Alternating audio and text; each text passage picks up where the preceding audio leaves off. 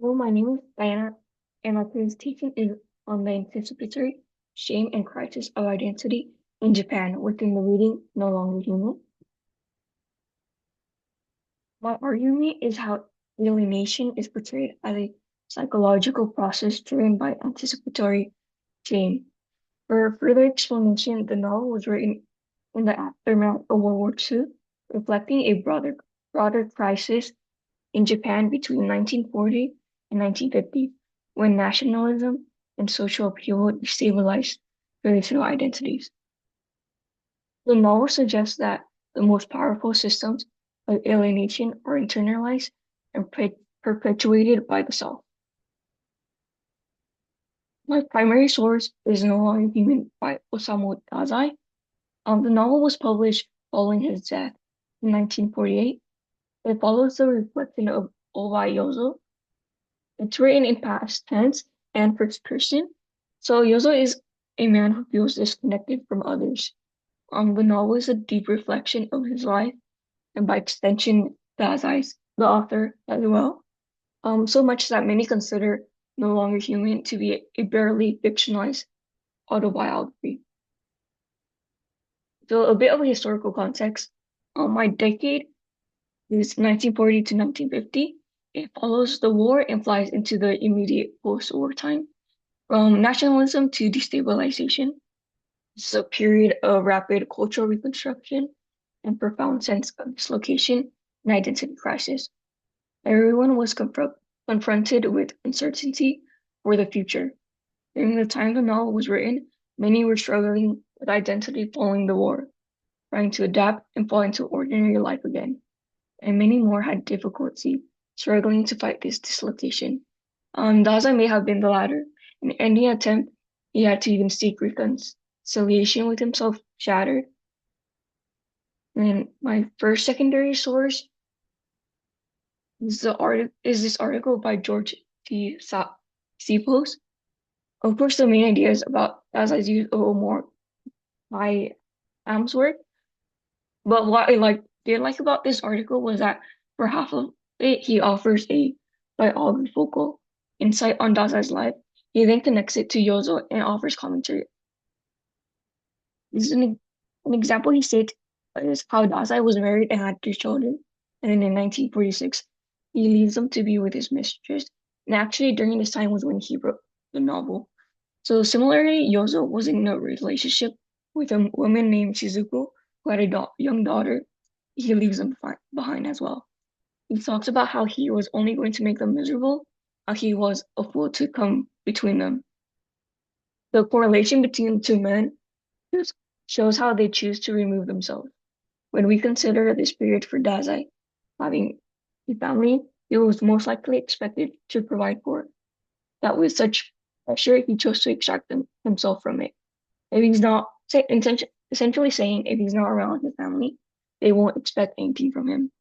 Sipos even suggests Yoso is disqualified from society, but it also raises the question of is Yoso rejected by society or does he remove himself first? My second source is an article titled Reconsideration of the Culture of Shame. It revisits the idea of Japan as a shame culture. This idea was first proposed by Ruth Benedict. The key concept was how behavior is regulated by external judgment and social expectations. The author argues that this concept by Benedict is too simple. You must speak on other factors as well. Such term cannot be reduced to a simple definition. This article helps us understand where the idea of shame culture is brought from and what it truly means. In the context with Yozo, he constantly imagines and thinks about others' opinions, but ultimately the most powerful judgment comes from himself. So my last secondary source is an article written by Alan Wolf, but it is reviewed by Charlene Orwell. The reason I didn't directly read Wolf's work was because his book is very broad. He considers other authors as well, and Orwell is able to sum it well and directly focus on his opinion of Dazai. Wolf argues that the Dazai's work destabilizes the boundary between self versus society. Yozo is divided.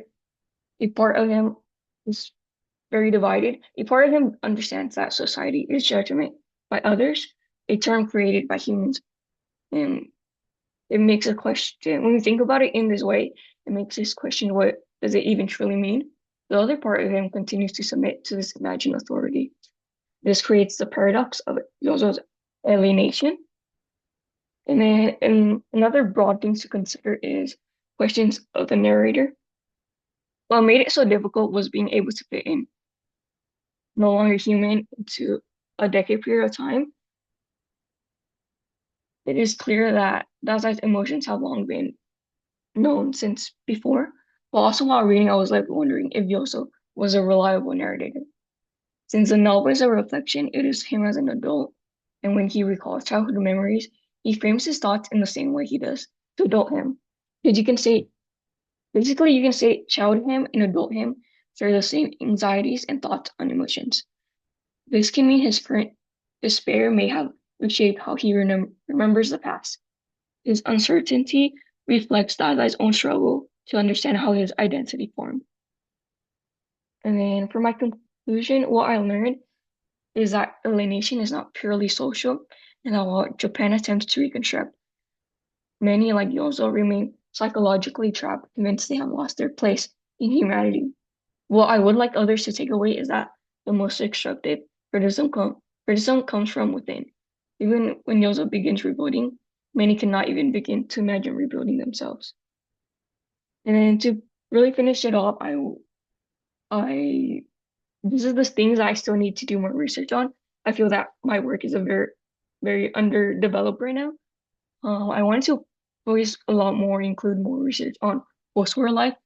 I know we have gone over it in lecture, but I want to be able to cite something that will truly capture the emotions that circulated during this time. And then my version of the novel was translated by Donald Keene, so I want to use his introduction as another secondary source. And I feel like he offers well-developed insight. He states, this is a quote by him, "We are suddenly made to realize the incompleteness of Yozo's portrait of himself in a way that most men fail to see their own cruelty. Yozo has not noticed his gentleness or his capacity for love." I think this captures the novel so well because throughout it all, it is so clear that Yozo still cares. He does feel emotions, but what I struggled to understand was what pushes him to be in constant denial. The novel is a reflection, and he never once admits this. And also, by extension, Dazai, in his final years, he does like come to understand his humanity, or is he like Yozo and never realizes it? These are questions I definitely need to consider more about. And yeah, that's it. Thank you.